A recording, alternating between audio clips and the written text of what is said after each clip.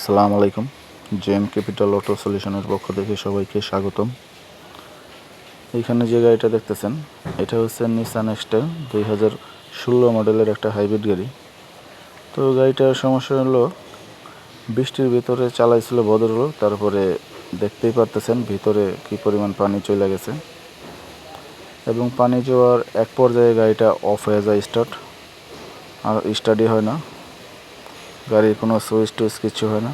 তারপরে কাস্টমার আমাদের সাথে যোগাযোগ করে ফাইনালি আমরা ওইখানে যাওয়ার পরে গাড়িটা রিসিভ করে আনে।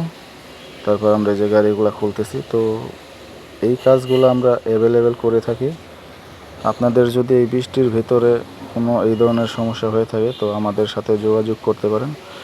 আমাদের অ্যাড্রেসটা হচ্ছে Nadda Dhalibari, Bashundhara Evercare hospital, Bashundhara opposite RA commissioner road. এই দেখেন কি পরিমাণ পানি জমছে।